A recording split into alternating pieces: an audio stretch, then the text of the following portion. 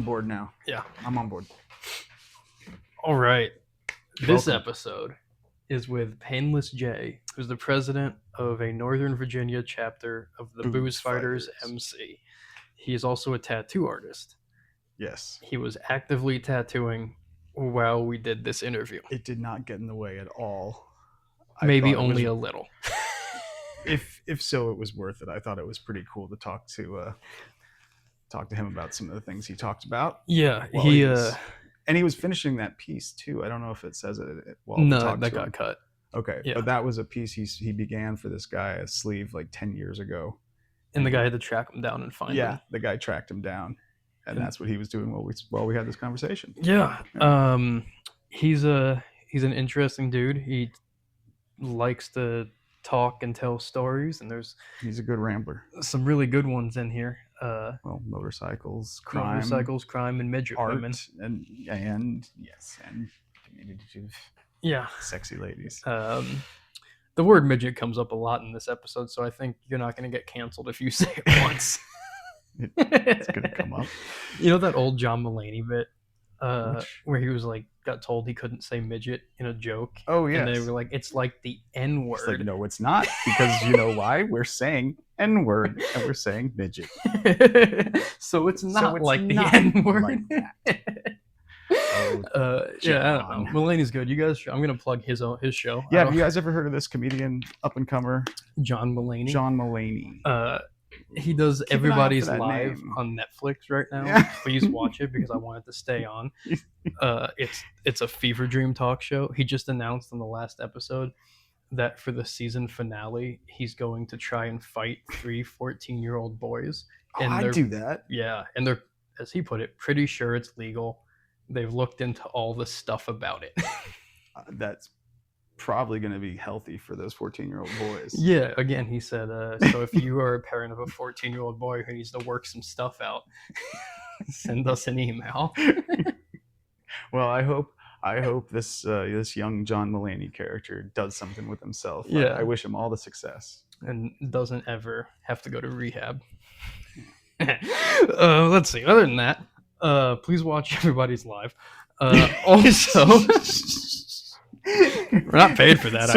Support some LFDW stuff, but really watch Everybody's Live. So every Wednesday night, I can keep watching that. I look forward to it every week. But yeah, what else we got this Sunday? So it'll be too late by the time this comes out. But there's a swap meet. Yeah. There's another one coming up at the end of the season. So in end of August. There's another swap meet. We have a bike show on May 17th, and we will be announcing another thing very soon. That will also be taking place at Southgate House on June 14th. Oh yeah, we haven't talked about that. We have not talked about that yet, and we'll be announcing it very soon. Hey, look forward. Look for that. It's gonna be fun. Other than that, you can find all of our shit at shoplfdw.com. Or come to our store. I often have my bike parked outside our store, so come and stare at it and tell me how pretty it is. Yeah. I like when that happens. It always feels nice. Yeah, I don't know. Subscribe to the magazine. Yeah, magazine, and keep listening to the podcast. You know? And enjoy this conversation with Painless J. Quite a fella. Yeah, it's a good one. It's a good one. I'm your black cat baby. Bad luck creeping around the bend. You know, because as an artist, you know, you're never fucking happy with anything you do. You're always like, yeah, it could have been better, you know. But I was like scrolling through my fucking Instagram with my old lady, and I was like, you know what? This is pretty fucking solid. I'm kind of good at this shit, you know. It only took like fucking 30 years of tattooing to be like, oh yeah, I'm actually pretty good at this. How did you get started in it? Oh yeah. So when I was a kid, I bounced between my mom and my dad. They were both in the Navy, but they were divorced. So I bounced between them. And when I was living with my mom, she had this real piece of shit husband, and she was stationed in Wake Island. So it was like, he was like watching me. I was like 15 years old. and I've always been an artist. Like I've always drawn, and I've always like drawing's always been there for me, like creating art or whatever. Like I can remember the first thing I ever drew was the members of Kiss on the wall inside my closet when I was a kid.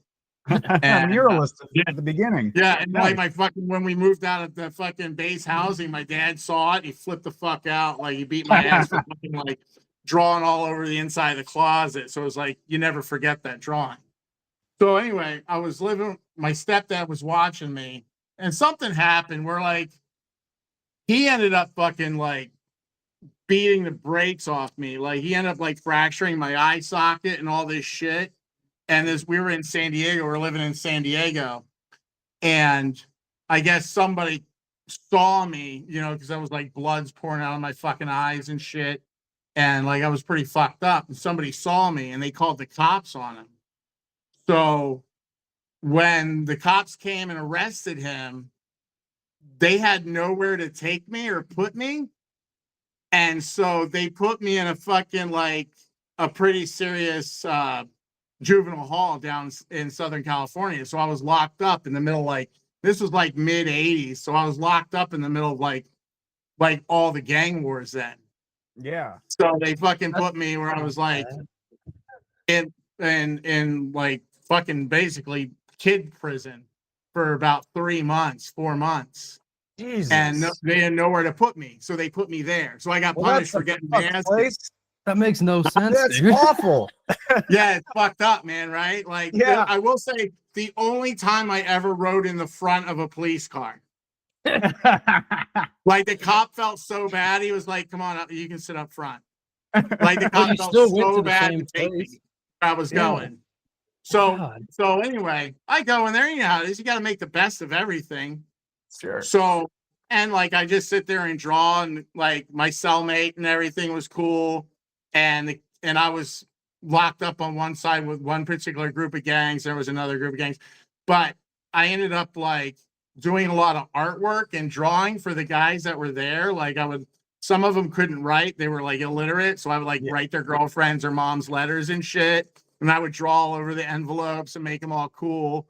And then, eventually learned how to make a tattoo machine, did some hand poke stuff, but then learned how to make a tattoo machine there. And I was tattooing there at 15 years old. Wow.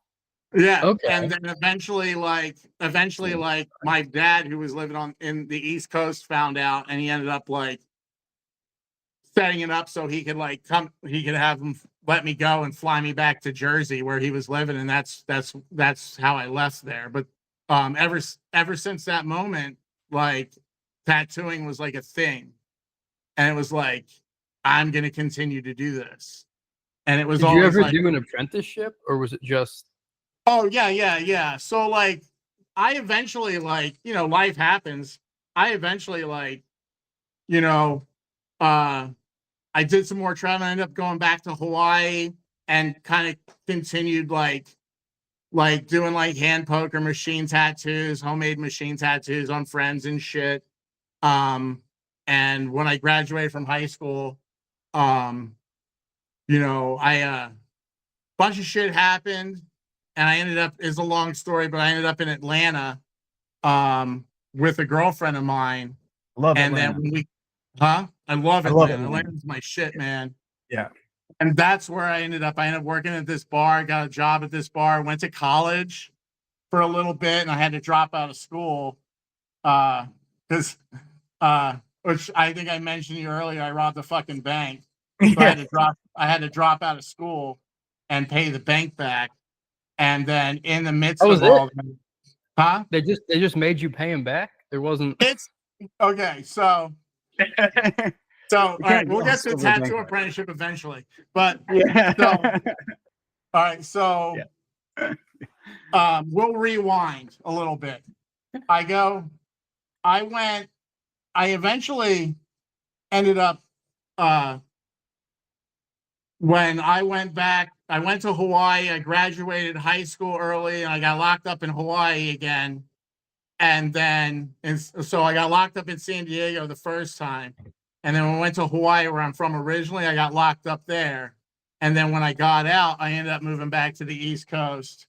And I ended up in Philly. And then eventually, I met this chick and I like banged her out, then moved in with her like the same day. And then like, I ended up like, that didn't work out. So I ended up homeless for a while in Philly, and that was crazy. And then I like worked my way up through life and like, you know, like became a little more stable. But then I ended up joining, I decided like that wasn't the life for me. So I joined the Navy, and I wasn't in for very long. And when I got out of the Navy, I ended up back in Philly, and I met a girl, and then that girl moved to Atlanta, and that's when I went to Atlanta. Okay. So I went to Atlanta with her. So me and that girl, we ended up getting married and having a kid and everything. But previous to fucking having the kid, he was going to college at this place called Portfolio Center, and I was going to the Atlanta College of Art. And she was from Portugal. So she was this really hot kind of like, looked kind of like Penelope Cruz and Nelly Furtado had a baby. And like, Exotic. yeah, but she was like super Euro trashy at the same time. It was really cool. That sounds awesome. Yeah. So here's what should have been like a fucking red flag for me. When I met her in Philly and we were like hanging out, I met her parents because they had to fucking come and get us out of jail. Because we were at like a store one day and I was looking at stuff, and the stuff I was looking at, she was secretly fucking stealing, like putting in her bag, and she got fucking popped for shoplifting. And I'm like, damn, man, that's my fucking ride. So I'm just standing around, and the guy comes and grabs me. He's like, you're under arrest. And I was like, for what? And he goes, I shit you not. Conspiracy to retail theft. You pick them, she bags them. I was like, wow. So I met her parents for the first time by them bailing me out of jail. The whole time when they were like, the cops were like, you really shouldn't hang out with a guy like that. He's trouble. Meanwhile, she's the one that's doing all the fucking stealing. So anyway, we end up in Atlanta, and she's working at this diner while she's in school, and she meets this guy, and she comes home. She's like, yeah, so I was talking to this guy, and he's like had this good idea of how we can like rob a bank and make a bunch of money and da da da da da. And what it was is he would fucking have these checks deposited into our account that were like this ginormous amount. This is back in the day. This is like First Union was the bank. This was before like interweb was like really a thing. Yeah. So the checks would go into the bank account, and then they would clear. And when they cleared, you would go and withdraw all the fucking money. But the problem is that a few days later, those checks are going to bounce. And like, you're going to be left with a bank account in a fucking giant negative. Well, she told me this thing where this guy was like, and it was like, and I knew, I was like, this is a bad idea because we're going to get fucked on this. And I told her, I was like, this is a bad idea. We're not doing it. She was like, well, I already gave him our bank account number, so it's going to happen. And I was like, fuck me. I was like, well, we're just not going to do it. We're just not going to fucking go. We're not going to fucking, the guy will do whatever. He'll show up, and then like, you know, we're not going to do anything. And sure enough, the check's clear in my bank account, and it's like tens of thousands of fucking dollars. And I'm like, and it's like more than I fucking like ever seen, right? So I was like, holy shit. Next thing you know, guy comes knocking on my warehouse door. He's living with me and my old lady and my buddy Schmitty. And Schmitty's like, let's roll with this guy, and we get in your truck, and I'll sit behind, I'll sit next to him, and we'll fucking, he's like, we'll fuck him up, right? He was like, I'll fuck this dude up, and we'll kick him out, and we don't have to worry about it. I was like, all right, cool. So we get in my Explorer. I'm driving. My old lady at the time, Sophia, she's in the passenger seat. And then Schmitty's sitting behind me, and the dude is sitting behind her. So we start pulling out of the warehouse little area we lived in. And Schmitty fucking kicks the back of my fucking chair, you know, my seat. Yeah. And I look in the rear view mirror and look at Schmitty, and he like kind of eyes to the right. And I look over, and that dude's got a gun to the back of the seat of fucking where Sophia's sitting. So I'm like, fuck me. So I knew this was a bad idea. yeah, so of course, like she doesn't know. I don't say anything, obviously, until like it's all fucking done. And then we drive to 3 different fucking First Union banks, and I withdraw all the fucking money. And it's like $35,000. So I withdraw the money, and the guy gives me a cut and takes off. And of course, like I tell Sophia everything that goes down, and she's all like, "What, fucking freaked out." And then obviously a couple days later, the fucking bank it bounces, Right. and then and you see like my bank account's in this huge negative. So I'm like, fuck. And the next thing you know, a day after that, get a call from the bank. And they're like, what you did is fucking illegal. It's blah, blah, blah, blah, blah. We can prosecute you. All this, all that. And I'm like freaking the fuck out. Luckily, Sophia's stepdad's a fucking lawyer. So he fucking he talks to the people at the bank, and he actually sets it up that we can pay the bank back without anything fucking going to happen to us. That is insane. They loan us her parents loaned us a chunk of money. We gave that chunk to the bank, and then we had to pay the bank like monthly until it was done. Yeah. Because of that, I had to drop out of college to work full time and like do what I had to do to make money. And because of dropping out of school, I had friends that were tattooers, and I was pretty heavily tattooed compared to most people already.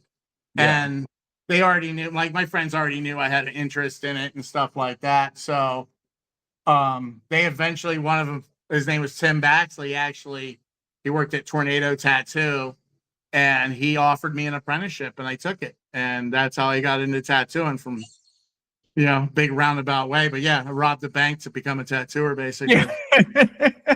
Yeah. Rob the bank, drop out of school, tattoo. Yeah. Yeah. Jesus. Yeah. It's pretty much how it happened. I like your trajectory. Yeah. And I've been doing it ever since. Were you in the bikes back then too, or did that come later? I've always been into motorcycles.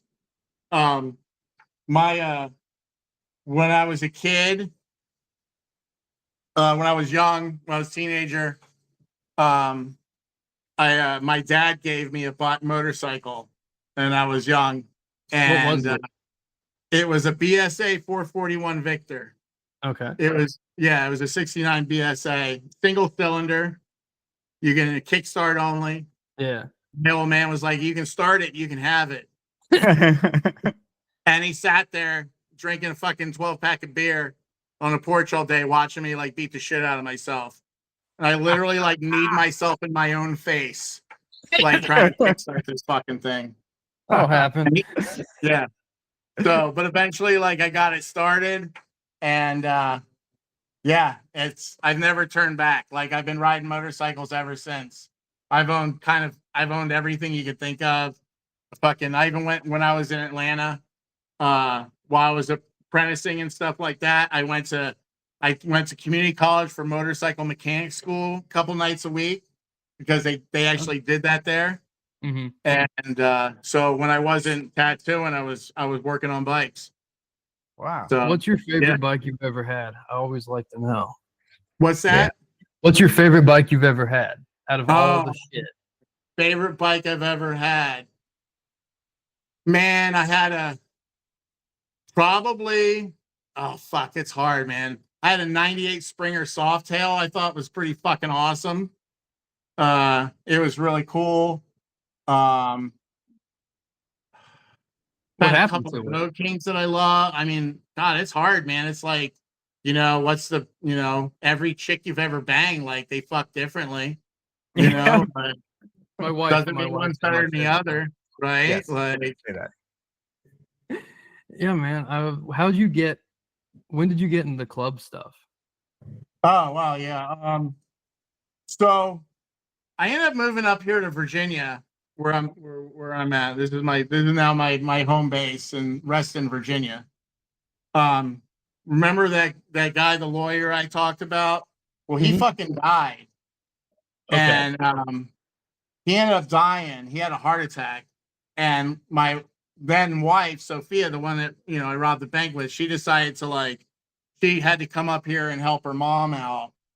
And, you know, after he had died. So, you know, I followed her up. We had a son by then. I followed her up there and up here and to help out. And that's when I got a job working at a motorcycle shop called Fairfax Cycles. And I was working at that shop for a while.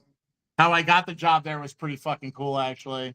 But I eventually ended up working at a tattoo shop in Fairfax called Marlowe Inc. And working for James Marlowe. And I worked there for a few years. And while I was working there, my homie Snoopy, he's this guy straight up East LA Cholo, drives like a 6'4" Impala. Like if you look up Cholo in the dictionary, it's a picture of Snoopy. He was dating this chick, and she brought her dad, and she was like really heavy tattooed, good looking girl. And she was like, she wanted to bring her dad in to get his first tattoo. And so Snoopy was like, "Yo, we'll get Painless to do it," and da da da da da. So she brought her dad in, and he was this guy named Indian Mike. And Indian Mike is named Mike Saragino. He's just a fucking like super fucking Italian dude, like long hair biker. Like if you look at him in the 70s, he looked like fucking Al Pacino in Serpico. Like, Sick. and when he was in Nam, he was like a helicopter pilot in Nam. And fuck yeah, he was just like this badass, like, man, you know what I mean? Like, no fucking bullshit, kicking the dog shit, fucking like motorcycle riding man. And he was cool as shit. And I gave him his first tattoo. And like, as I'm tattooing him, we're talking, and I was riding a BMW at the time. We're talking about motorcycles and shit. And he's like, "Yo, man," he told me he was the president of the Boozefighters Motorcycle Club. And I was like, I never heard of that. And he was like, "Yeah, well, look this up." He's like, "If you want to go and ride, hit me up. We'll go out riding and stuff. We'll get you to get a bike that's worth it. Get you a fucking American bike." And I was like, yeah. And he was cool as shit. But like I was still relatively new to being in Virginia, like my career wise. And I'm not a person that likes to like say they're going to do something and not fucking do it. So I couldn't commit to coming and hanging around with the Boozefighters because I was already committed to like creating my fucking, my career here. And that was at that moment, that was a little more important. So I kind of like, I kept in touch with them, and obviously like they're always cool. And then a few years later, I was working at a shop in outside of Woodbridge in Occoquan, Woodbridge, Virginia. And I became real good friends with this guy named Danny Powell. And Danny Powell was like one of my bestest friends. And he was a member of the Boozefighters. And like he kept fucking nagging me to fucking join. And I was like, eventually I was like, all right, I'll do it. I got time to do it, so I'm going to do it. And so, and I always figure, you get a second opportunity for something, there's a reason why you're getting it. So, so I started prospecting with the my original chapter 19, the Dirty City chapter. And that chapter was like Indian Mike was in it, and fucking Danny and his dad and his uncle, and like all these fucking people that were really fucking rad. So I started prospecting for them. And at the time when you prospected for the Boozefighters, there was like, it was like a 6-month minimum. And I did like almost 11 months of prospecting because that was such a horrible fucking prospect. What went wrong? Yeah, how were you a horrible prospect? Oh, dude, I was never fucking around. Like I was always working because I was like so fucking like, I'm a tattooer. Like I'm a tattooer. Like my life is tattooing. Yeah. Like when I fucking got divorced to Sophia, it was because she gave me an ultimatum, was like, it's either tattooing or me. I was like, bye. So, but yeah, I was a horrible prospect. And I was teamed up with, I wasn't actually bad. I was actually a pretty good prospect, but I was teamed up with this other guy. There were 6 of us prospecting at the time. And I was teamed up with this other guy who was just a fucking wet blanket. And so anytime they ever thought of him, they thought of me because they kind of paired us up. And it was like, they were like, they never go there. Were you here? I was like, yeah, I was there. They'd be like, were you there? I was like, yeah, I was there.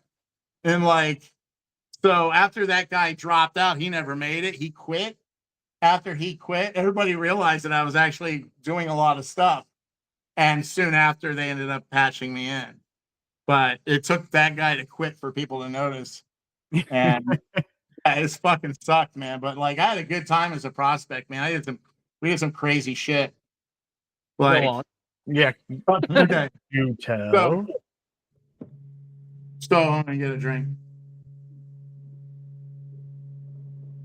Liquid death. No, so Good for you. yeah. I'm a death peddler, so I give it whenever I get a shot. So anyway, right. So there was this one time. This was a good one. There was this one time we had to go down to this other chapter. It was their first anniversary party. There's this chapter down in outside of Fred Vegas in North Carolina. Or not Fred Vegas, in fucking J Vegas down in Jacksonville. And where the Marine base is and everything. And the chapter was having their first year anniversary party. So we go down there, and this is like my first time like really seeing like hardcore, like this is biker shit. Like you go down there, there's this fucking party's being thrown in a double wide trailer that's a bar called the Brown Derby.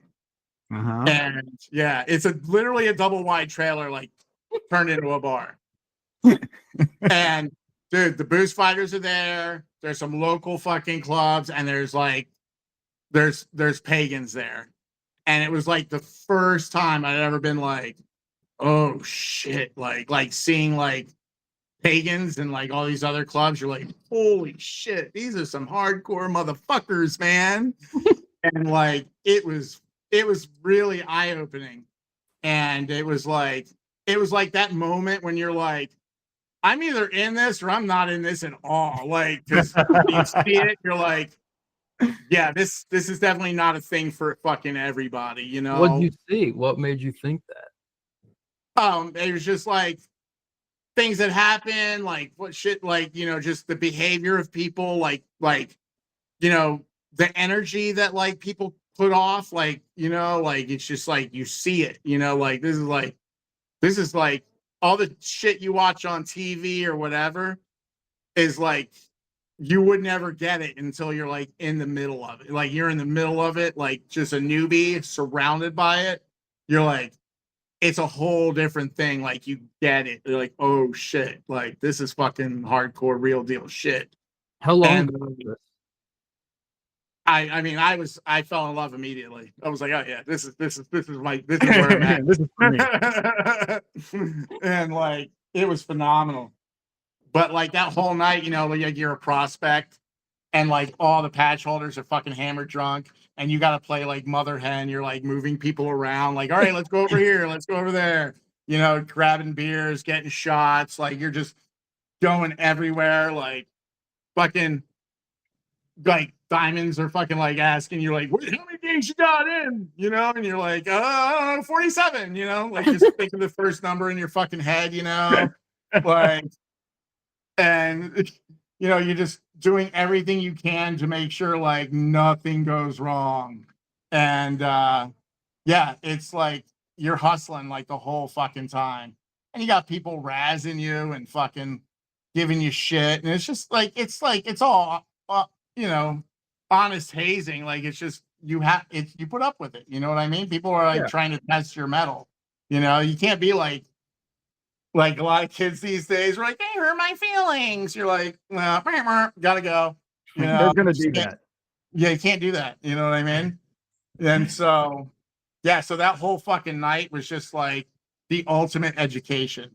Like it was like I knew right then and there. It was like I learned so much, and in just one fucking night about like what these clubs are about. You know what I mean? Like what's that vibe? What's going on here? Like it was absolutely fucking like it was wild, man. It was like the first time you got fucking laid, you were like, oh, you know, like it feels really good. I don't know why. I want to do it again. You know, like so, but like so that whole night goes down, right? And so when I prospected, there was like 6 of us. That guy Timmy was one of them. There was this guy named Larsh, who is like this giant fuck. He's this giant fucking Viking, man. He's like a 6'8" fucking Viking, and he's like just a monster of a man. And like, and then there's me, and like we're like hanging out. We're like, and we got a hotel room together after a party. You know, we're like, man, I'm fucking hungry. He's like, yeah, I'm hungry too. And I was like, yeah, of course you are. You're huge. So, you know, so I was like, man, like, let's go. I saw fucking like a Papa John's, and it's, you know, it's fucking J Vegas. So there's going to be pizza places, you know? So I was like, I saw a Papa John's. Let's go hit it, or a Domino's before it's fucking closed, and we'll get pizza. He's like, yeah. So we roll out. It's like fucking like 2 in the morning. Of course, a pizza place not open, or like maybe not 2, like 1 in the morning or something like that. Like it's fucking late. I don't remember. But of course, the pizza place was closed. And then we noticed there's like a building where there's a line. We're like, what's that? And we go over to the line, and it's a fucking strip club. And I'm like, oh shit. I was like, you want to go to the titty bar? They might have something there to eat. And he's like, yeah, let's go to the titty bar. I was like, all right. So we stand in line, we get in there. And when you walk in, it's like you walk in and it's like there's like 3 steps down, and there's like a lower area, and it's like surrounded by like the bar and like a rail going around. Yeah. And like little side note, like I've got a thing for like little people. I dated like a little person, like a midget. I don't want to say I dated a little person for a while. She was real cool, but it was prior to that. And so we're in the strip club, and we're sitting at a table, and I look over and I lock eyes with this chick, and she's like at the rail, like just at the rail, like her head. And I lock eyes with her. Oh my gosh, Losh, it's a little person. And he's like, look at her, she's fucking cute. And Losh is like, and at this point, like he's kind of getting like kind of what a deviant I am. And he's like, look at that. And like next thing you know, like magic, like she popped out of a bottle. She's like right next to us. And I was like, I'm like she knew that I knew that she knew that I like little people, right? And I was like, yeah. So she's like, y'all want a lap dance? And Losh is like, he does. And I was like, I'm not getting a lap dance unless you get a fucking lap dance. He's like, okay. And I got to tell you something. Like, this chick was like, she was a midget. And Losh is 6'8". 6 foot, yeah. I don't know what I like better. Was like getting a lap dance from this little person or watching him get it, because she was like scaling a fucking mountain. It was fucking hilarious. She would like crawl up them and then spin around and get into position and then do her little trick. And then she would stop and then spin around and crawl into another section. Like she just like worked them like a fucking mountain climber. It was fucking hilarious, man. It was seriously one of the funniest things I'd ever fucking seen. So yeah, that was my first. That was like our first night, like doing all that kind of bikery things like that. That was a blast. How long ago was that? How long have you been in this? So I am now a 13-year patch member of the Boozefighters. So that was like right at the beginning of my prospecting. So I'd say it was probably like 14 years ago. Yeah. But I'll never forget it, man. That shit was a fucking trip, man. That was hilarious. Did you see her after that? Did I see her after that? Yeah. Never again. I want to put her in a box and mail her home. Oh my God, dude. She was adorable. But like, yeah, the one that I started dating like years later, the first time we hooked up, I flew her to Vegas, and I I got us a room at Circus because where else do you bang a fucking little person? Yes. She was all into it too. She used to be like, she used to call herself my pocket princess. Like that. Yeah, it's fucking hilarious, man. I banged her in a glass elevator there. Awesome. I did not give a fuck. It was like, whatever, man, let's go. It's Vegas. You're supposed to. Yeah, you're supposed to. Like, it was a trip. That was a wild weekend. But yeah, anyway, like, yeah, but like after that, I kind of like had a feeling of like how things worked with the club and how everyone did things and stuff. And it was cool, man. Like, it was a lot of fun. And we had, we'd always have these parties that we would throw, or we go to other clubs' parties, like, and it was a blast, man. Like, my prospecting years were some of my favorite years. We used to do this one here called Rolling Thunder. Oh yeah. And yeah, and we take over an entire hotel, this fucking shithole like no-tell motel called the Highlander Motel in Arlington. And Okay. like, we took over the entire thing. We had like a giant breakfast was like on a giant like flat top and grill someone rolled in, and like, but we partied for like 3 fucking days strong. Like, I have never drank and partied so hard in my life until I fucking partied with the Boozefighters. Well, man, it's in the fucking name. yeah, I know, right? Like, who'd have thought, right? DJ, you could have figured that out. No, didn't figure that out at all. But These booze fighters mean business. Who'd have thunk? Right. Now we're always like, Jay, what's the and then I want to announce your motorcycle club is that the emphasis on the booze of the fighters. Like, it's the fighters, Chris. Okay, now it's the Boozefighters. It's a deep cut Christopher Walken reference from SNL. You like that? Like, I slid in a Christopher Walken. That was good too. Pretty good Walken, man. It's like, I grew up in DC, and no one had bikes. No one gave a shit about bikes. And every time I've been back there's mopeds, but no motorcycles.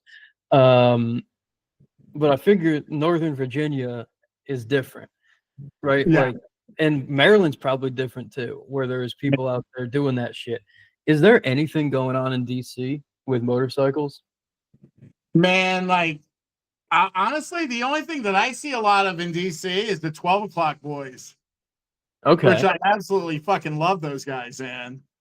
It's like inner city outlaw shit. Like, the 12 o'clock boys, they all ride like quads and dirt bikes. Yeah. Through the Oh, that's who city they are. everywhere. Yeah, I've seen that. I was down by the MC, not called the MCI Center anymore, Verizon Center, whatever. I was down by there with my mom like a couple years ago, and she was like, "I don't know what this is, but they're all over the city now." Dude, they're fucking, like, I love it, man. Like, I think that shit's amazing. Like, for me, I love motorcycles. Like, let's get that out of the way. Like, I love motorcycles. Like, I love all motorcycles. Like, I love BMWs. I love Ducatis. I love Harleys. I've owned Gixxers, Triumphs, fucking you name it, man. Like, I've owned them. I've ridden them. I can ride fucking anything. And I love all bikes. Like, it doesn't matter to me. As long as you're on fucking 2 wheels, you're killing it. And But a quad's 4 wheels. Huh? A quad is 4 wheels. Yeah. When they're on the dirt bike, the 2-wheel ones, they're fun. Yeah, I'll give them the quad a little bit. But like, bikes are fucking rad, dude. They're cooler than cars. They just are. And if you're out there, like, just fucking doing it, like going to fucking town, like, who fucking cares, man? Like, what you're riding. And I think it's ballsy. Like, those guys do that shit right in front of cops, and they don't fucking do a thing. I know. It's amazing to watch. So yeah, that's the only thing I really see in DC. You know, like, we have a DC chapter, but I don't really see any club stuff. I'm sure there is, but I'm not, number one, I'm not in the city enough to fucking see it. And 2, like, and you never ever hear anything coming out of there. You know, like, it's like, whatever. DC. I think DC is like one of those places where it's like and it's the DMV, right? Like everybody lives in Maryland and Virginia mostly, and then there's DC. It's like it's an anomaly. It's a very weird kind of geographically.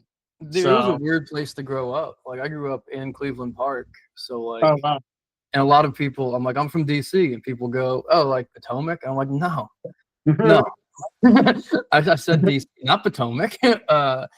But it was a weird fucking place to grow up, man. There's like 12 different jurisdictions of cops when you're trying to smoke weed in the woods, you know, and it might be like federal land that you're on suddenly, which makes it like a way worse crime. Yeah, it sucks. Cool. Like this fucking, you know, stretch of woods is governed by DC, but this stretch you'll go to prison. Right, like if you're like riding your motorcycle on like the Parkway. What is it? The George Washington? Oh yeah. Like Rock Creek, that's like a federal park, right? Like so if you're speeding through there, man, like the ticket's like way fucking worse. Yeah, I got in trouble one time with my high school girlfriend in Rock Creek Park, and it was not a DC cop we got in trouble with. It was one of the federal police who like started asking her if she was being abducted and like human trafficked and shit. Oh, they just gotta make it fun, don't they? Yeah, it's like, this is her mom's car. It's the same last name. Calm the fuck. I'm not even driving. Blink twice if you're in trouble. Yeah, she was like, I'm in trouble now because you just caught us. You rapscallion. Trouble because it's not fun anymore. He like looks at you and like, this rapscallion. He probably works with some fucking like overseas. Yeah, clearly. Dude, I was like 16 years old. Start them young. You never know. Get them while they're impressionable. Yeah, it's fucking like, I always love hearing the fucking absolute fucking amazing intellect of a fucking police officer, man. You're just like, fucking good God, you dumb bastard. Dude, my uncle was an undercover vice cop for a long time in Southwest Ohio, and he infiltrated biker gangs. No. And there was one time where I was 8 years old, the first time I was in Ohio, and we were at a Skyline Chili, and he came in. And I was with my dad, and my uncle's like, he's my great uncle, but he's like my dad's age, and like with his sisters and like all bunch of our family. And he walks in with these dudes. And like this lady looks at me, one of my great aunts, she's like, do not talk to Uncle Johnny. Do not look at him. And I was like, what do you, and then, you know, like later that day we were hanging out with him somewhere. And I was like, what the fuck is going on? Why couldn't I say hi to Uncle Johnny? But dude, he told me how he busted the same guy like 3 times in 4 months because the guy just kept forgetting who he was, you know? He didn't even change his look. Like the guy was dumb as shit. I can't even blame the cop for that one. I blame the cops for everything. Yeah, you know, like I don't know how. That's fucking insane. It's like, are you sure you want? Are you sure? Like, you don't want to sell me that coke. You can't want to sell me that. You want? And you're like, God. He's like, you look familiar. I can't put my finger on it. I'm like, no, we've never met before. You look just like a cop that busted me. You look just like... Did anyone ever tell you look like this cop? I don't know if I should be selling to you. You just look like a cop. You remind me of a cop. He rides the same bike. Yeah, man. Wow, that is fucking horrible. Like that whole thing with like Tony Hawk, where like he goes through the airport and they're like, you know, you look just like that Tony Hawk guy. Yeah, like found weird. What I'm curious. Eli just started. He bought his first motorcycle like last week. And he's figuring it out. You've been doing it for a minute. What's good advice for a guy who stalled a bike 4 times in 10 minutes? To be fair, that was the first time. So this was like your first time? Yeah. Oh, man, like just fucking keep going. That's what I say. Keep going, man. Like, who fucking cares? Like, despite the amount of shit I've gotten for it already, I was not discouraged. No, dude, like fucking go for it, man. A day of embarrassment is worth a fucking lifetime of fucking awesome, man. That's what I keep thinking.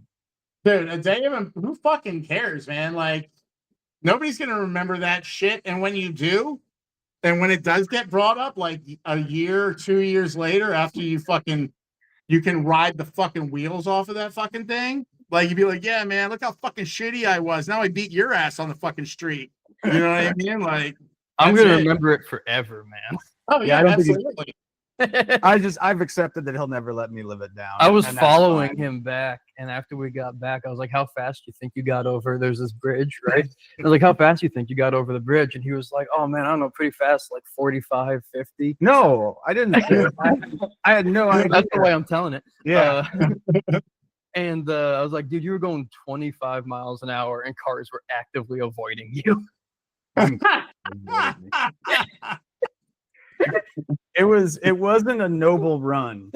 Let me put it that way. If Sam doesn't put a finer point on it, it wasn't my best work. But it was my first work. And I'd feel real shitty if the next time I got on the bike it went like No, that. it went better this But time. it went pretty good this time. Yeah. What kind of bike did you get? 92 Sportster. Nice. Yeah. Yeah. We're discovering It's some got things. a motherfucker of a gas leak. It's got a Yeah. Nice Yeah. gas leak. Dude, it's like 3 minutes after running, it's like a puddle. well, we just discovered the It's something, the float. Where's the leak coming out of? So there's a hose from the car, but it's not connected to shit. so it's coming from that. It's just draining out of the car. So it's coming out of the carburetor then? Yeah. Yeah, that's your carb is fucking the float's stuck on Yep. it. So that's drowning. That's what You my, gotta pull the carb, you gotta clean the carb. yeah, the problem was like 4 different people got into this car before he bought it, so something happened weird. Yeah, I just bought it, but it's been kind of a long time coming. We finally got it running. Yeah, I'm riding a sporty right now. This is like the smallest bike I've ridden in like such a long time. Yeah. Like I was riding a fucking limited, a road glide limited up until recently. But I fucking hated it. It was a 2022. It was a total piece of shit. Oh yeah. Like such a like just gremlins everywhere. Like it's just like a lemon. And before that, I had a Pan America, and that was a fucking lemon too.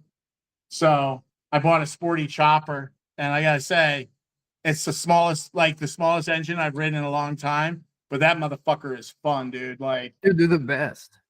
there's a hardtail chopper, fucking buckhorn handlebars. Like, it's just nothing but you and fucking like bike. Like, fucking like, it's so bare minimum awesome. What Right year the is fuck it? out.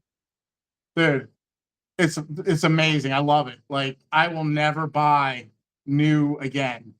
Like, I'll never buy a new Harley again. I'm like twin cam prior. That's the only thing I'm fucking riding.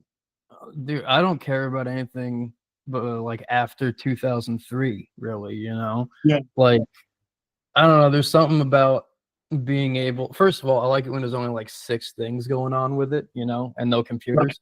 Right. But like, you know, I mean, we have this whole thing with these 2 mechanics, Broken Bolt Cycles. We're working on a number of projects right now that'll come out pretty soon. We just picked up a 68 Ironhead, and Nice. yeah, dude, we're real stoked on that one. It's in the front wheel on it was from 1972, so it can't have that many miles on it. Right. But we're real stoked on that. But like, man, it's just fun to be able to be like, hey, I want to do this, and then you can, Mm-hmm. you know. Yeah. A lot of people give sports their shit, but they're the best. Dude, they're rad. Like, I mean, I'm definitely building, me and my brother Whiskey are picking up a shovel head off of my another brother of us, our brother Bagger. He's selling us a shovel head with 2 frames, 2 sets of tins. One of them's like a Paco frame, one's a stock frame. And like, it's basically 2 bikes with 1 engine. And like, we're gonna go ahead and put that one together. And I think we're gonna go ahead and slap it into the Paco frame instead of putting it in the stock. You know, because choppers are cool. Yeah, dude, what year's the engine? I didn't ask him. I didn't ask Bagger. I should, but I know it's not a generator shovel. It's a newer model shovel. Yeah. So, I'm looking at two different shovel rollers right now. One's a 72, one's a 77. But I'm probably going 77 because I don't want to deal with the generator and the opposite shift shit. The 68's already an opposite shift, so that takes a more specific person to want to deal with that. Yeah. Oh, absolutely. Absolutely. It's a ball game. For me, I don't think it gets better. Like, if I can have like either a carbureted twin cam or an Evo, are probably my favorite engines. Yeah, dude, Evos are the shit. I had my Springer was an Evo, and man, that transmission on that fucking thing, you couldn't kill it. Like, that thing was solid. Like, I had never, like, that bike was a fucking tank. I should have never sold it. And I always kick myself when I think about it. It was rad. Such a cool bike. Dude, they never die if you take care of one like at all. Yeah. As opposed to all the iron heads, you can't go 90 miles without having to deal with some shit. Yeah. No, I rode this the chop. I rode it down to Chesapeake with the chapter. We had a thing to go to, so we went down to Chesapeake, and I rode that fucker down, the hardtail, going down the highway, doing like fucking 85, 90, just screaming. Like, fucking blew out a fork seal. So, like, on the way back, like, every time I had to take a left, like a sweeping left, it was like I had to hold the bike up so the fucking fork wouldn't, like, just dive in the turns. It was like fucking insane. Like, but I did it. I was like, fuck it. Hey man, that's the kind of shit that you learn after years of doing it, right? Like, it's a whole game of trying to figure out how to keep it together. Yeah, oh, absolutely. I love it though, man. Like, I love that, like I brought it back, got home, ordered some parts. Parts are actually coming in coming in the mail. Today. I'm gonna go home after work. I'm gonna fucking put that thing up on the lift. I'm gonna fucking replace the fork seals myself. Be like, there you go. I'm done. There you go. I did that. You know what I mean? I can look at the bike and be like, I did that. Yeah. And it's like having like the newer bikes, like, everything's a fucking computer. It's bullshit, man. Yeah, one of our buddies has painted his 09 Sportster like 4 or 5 times because he can't work on it. So the only thing he can do is change the fucking paint. That's insane. So, like, I had a Pan America. This is all just bikers talking shit about fucking Harley's new stuff now, which is pretty par for the course on an everyday subject. So I had the Pan America special prior to my limited, and I shit you not, dude. We went down, me and the old lady, because we don't own a car. Like, I haven't owned a car in forever, and like, so we ride down to fucking Chesapeake to see my brother Two Bears. We bought a puppy off of him, this little Australian Shepherd. We got the puppy. Yeah, his name's Hubie. He's adorable. Hubie, I love that. Yeah, and so we're riding back home. My old lady on the back, and she's got the puppy, in her arms in a little case and stuff. And we're going down 64. It's like 2 in the fucking morning, and the bike just shuts the fuck off. Just shuts off. That's like, not good. Leaves us stranded on the side of the fucking highway at 2 in the morning. Tried calling, Harley, anyone to come pick us up, nothing. We ended up having to walk down the highway with this puppy, and then we slept in a fucking truck stop waiting for my brother, my sergeant at arms behind me over here, Sean, come and pick us up. And he comes and picks us up at the truck stop. Call Harley the next day. They're still fighting me on picking up the bike off the side of the highway. Had to get another brother that lived in that area to pick up the bike, take it to Harley so they could fucking fix it. And you know what the fucking problem was? It needed a fucking software update, man. Are you kidding? Not even fucking kidding, dude. a fucking software update left us stranded on a fucking highway at 2 a.m. That would really frustrate me. I'm not gonna lie. And people wonder why nobody like buys new bikes anymore, man. Yeah. Yeah. Like That's why. that shit's fucking. At least if like you have a clutch cable snap, you can fix it. Yeah. Yeah. You know, it's like a discernible issue. Like, I don't know. It's Yeah, fascinating to watch a brand wreck itself. Dude, it's such bullshit, man. Like they are fucking like, and they don't care. They don't care. Like I've never seen anything like it, man. Like these are people that spend like tens of thousands of dollars on motorcycles, and they're just like, too bad. Meh. Don't care. Oh, you voided your warranty. You voided your warranty because you took it through a car wash on Wednesday. You know, like, you know, they find whatever they can to void your fucking warranty. You know, like, it's absolutely ridiculous. So I'm like done, dude. Like, I'm fucking done. Like, as a biker, like a guy who needs to be on a motorcycle because I have to go places and do things, you know, and like, I will never buy a new fucking bike again. It is more reliable it's fucking weird saying it, but it's more reliable for me to buy a used fucking bike that's 20 years old than it is to buy a new bike.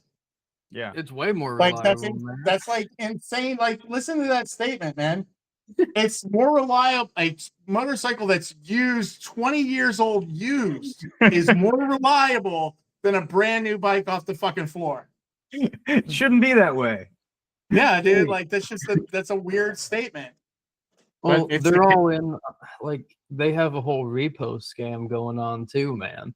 You know, where like they finance these bikes for like people, but also employees, and then the people can't fucking pay for them, you know, and then they end up taking them back and putting them on the floor as certified, you know, used, and charge like $2,000 less than the initial cost was. And that's how they're making half their shit. You can't go in a fucking Harley dealership at this point. I went in for a kickstand spring, and they were like, "Have you thought about a new bike?" God forbid, like you ask for a part for a bike that's like I don't even think they won't service Evos. I know they won't service Evos. I don't think they service twin cams anymore. Like at a 7 or 15 years. I've heard both. Is it 15? Yeah. It might be 15. I want to say it's 15. But like even at that point, that's what, 2010? Yeah. You know, nobody I know has a bike from after 2010. So nobody I know can go to Harley. Yeah. I love the fact that like I just felt so good to like be responsible for the fixing of my bike and being able to do it at a like reasonable cost. Dude, like just doing it myself and being able to like, oh, this part was only $40. You know what I mean? Like, it's amazing. Dude, my old lady is like, my old lady loves it. She's like, this chopper's the best. She's like, I was like, babe, anything that I've done on that bike, I still haven't come to one of the monthly payments on the fucking limited. Yeah. The money that I've spent has still not matched the amount I would have spent every month paying the fucking payment on that fucking bike. Yeah. And it wouldn't have been as fun. Yeah. Yeah. You know, She says, like, when I get, you know, they say, you know, happy wife, happy life. Man, my old lady is like down with that shit. I'm like, fuck yeah, we're gonna roll. More choppers. Dude, I went into a Harley dealership to get a new battery, right? This is for a 96 Sportster. And they gave me a battery that was 2 times the size of the one that I brought in, you know? And they're like, this will work. And it's like, how do you know? You're the parts department. Yeah. You know? Like, it doesn't make any sense how you have, like, untrained people, but then you charge $160 an hour for labor and maintenance or whatever. Oh, dude. My brother fucking Creature went in a dealership the other day to test ride a new Street Glide. And he was like, the handlebars were loose. He was like they were like loose bolts and things were like falling off of it. Like, like it was like it was like a fucking comedy hour, man. It was like that he sounds couldn't like a stop bit. making jokes about it.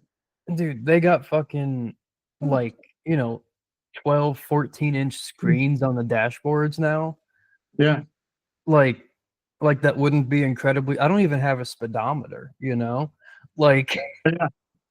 it's like Eli asked me at one point, he was like, how do you know what speed to go at? And it's like, either go what other people are going, or if you need to go fast, go till you see the wind. Like that's if you can see the wind, you're going kind of fast. Yeah. I will tell you, man, like on the limited, like before that was the limited and that Pan American, I had Road King and I loved my fucking Road King. Like my Road King was the shit. And like, but like on that limited, man, like I'd fall asleep on that fucking thing because it was just like so like overly comfortable. And like it was just like that's not good. But I would fall asleep on it because it was just so damn like it wasn't like you were riding a motorcycle.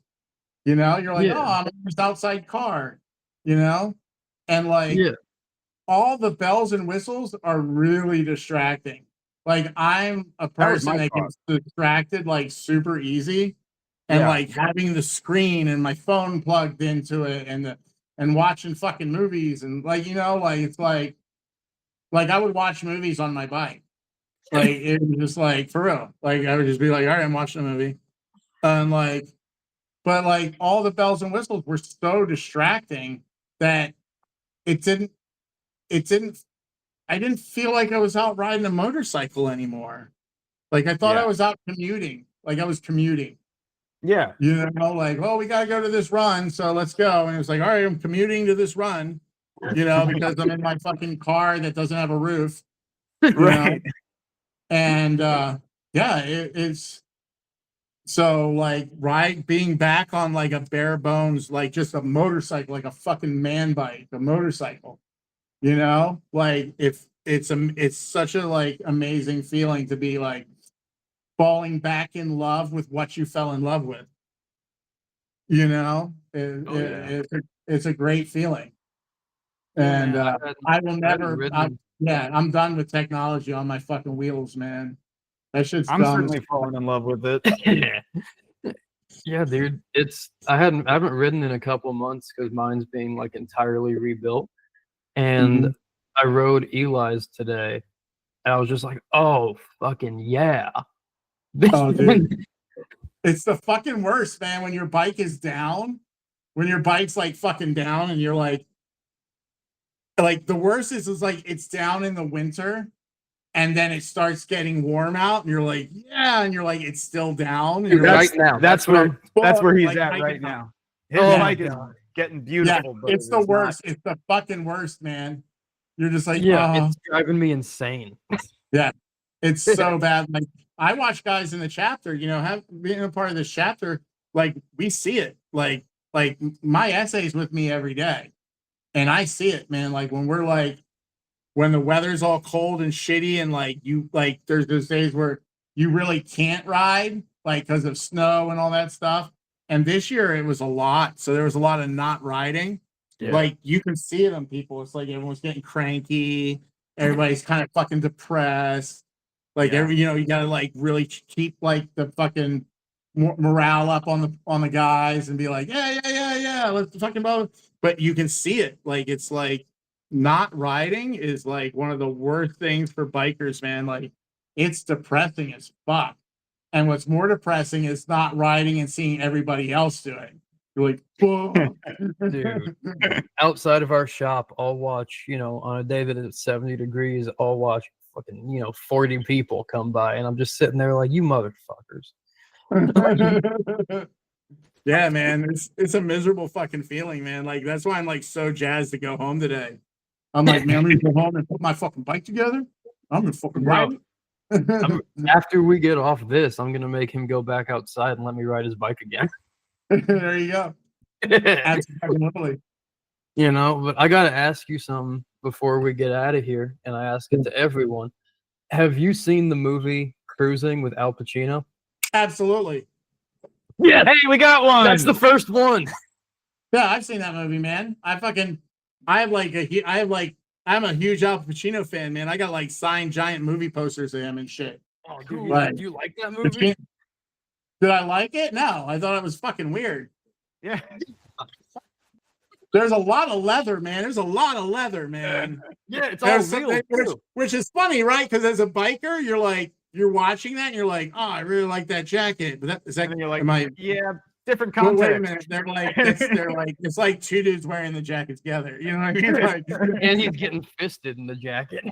yeah, exactly. So you're like, I don't know about the fucking check. Like you're like looking at the leather gear and you're like, man, those are nice chaps, man. I need a pair of those. Wait a minute, what am I fucking doing? My ass would look really good in those chaps. But it's like, yeah, man. Like you see it and you're like, oh yeah, I gotta go buy chaps, man. It's fucking new pair of chaps. Wait, why am I thinking about? Oh, shit. Dude. Why is wearing a mesh t-shirt like this now? 45 minutes of that movie is him dancing on ether and then going home to fuck Karen Allen. Yeah. Like, it's the shit. I love that movie. Like, so the Serpico came out on the day I was born. And I love fucking Serpico. Like, I love that. Why is it that like outlaw people love cop movies? It's really funny. Like, Because they're great. With Pacino in a Sidney Lumet movie in 1972. Because it's new Hollywood. It's the shit, man. Dude. Serpico's probably a better movie than Cruising, but I like Cruising more. Yeah. Like, Yeah, I like fucking. Have you guys watched biker movies? Like biker movies? Yeah, I watch a lot of movies. Yeah. You ever see like the Glory Stompers? No. Yeah, watch the Glory Stompers, man. It's like stars fucking Dennis Hopper, like back in the day. What? Like, Really? How do we not know about that? Crazy biker Dennis Hopper, and you know who else stars in it who's a biker in it? Who? Casey Kasem, dude, the voice of fucking like. Are you serious? Really? Yeah, That's Casey crazy. Kasem and Dennis Hopper, man. You know what's also funny about that is Dennis Hopper doesn't like motorcycles, or at least didn't while they were making Easy Rider. Every time they weren't filming on the bikes, he was like, "Put it back on the truck. Get me the fuck off this thing." I love that. It's like, I heard that Captain America bike is like really hard to ride. Yeah, because, it looks like it. it. Because of the geometry of it, it's like a really hard bike to ride. It's very long and tight. yeah. It's very strange, the geometry of that bike. It looks real cool. It is. The guy that made those bikes is a black guy. Yeah. Yeah, and it's like that dude like never got any fucking credit for that shit because back in the day and shit, people are fucked up. Sure. But yeah, the guy that designed those two bikes was a black dude. He was fucking his bikes were fucking amazing. They're fucking sick. They didn't talk about that in that movie book and Easy Riders and Raging Bulls I'm reading right now. They didn't mention him. No, yeah, of course not. Why would they? Do you know what his like name is? most like outlaw motorcycle clubs back in the day, like the oldest clubs were black clubs. They were like the first guys that were like fucking like shaving their bikes down and chopping them and making them lighter and making them like more performance based. Like we all took cues from those guys, man. It's fucking wild. But no one ever hears about that shit. Yeah. What clubs were they? Me. Oh, I couldn't tell you off the top of my head, man. But yeah, they were like in like 1936, 38, shit like that. Like right when the Outlaws were founded, right around that time. Wow. Like, yeah, it was like black motorcycle clubs, man. Look that shit up, dude. They did some crazy shit. Yeah, that doesn't come up in anything. Yeah. That's fucking wild. But thank you for doing this, dude. I appreciate it. Oh yeah, thanks, man. I hope you had a good time, man. This was fun. I know my client has been enjoying this the whole time. Yeah, this has been great doing an interview while you're getting tattooed, dude. I hope it continues to look awesome. Yeah, the thing's looking fucking sharp. Good energy, man. Good vibes on this one. And it's nice to see something from 10 years ago that still looks good that you can finish. Yeah, exactly. That's I'm a like, crazy yes! That's the coolest tattoo story I've ever heard, I think. Thanks, Like, yeah, it man. got started 10 years ago. And we didn't actually hear any of the buzzing in the sound, so it all works out, man. Yeah. It Well, sounds- awesome. Yeah, thank you. I appreciate Yeah, it. well, Well, I thank you. appreciate it. I always appreciate good conversation, man. You guys have a great day. Yeah, You it was too. great to meet you, Painless J. Yeah, great to meet you too. Peace, pop, microdot.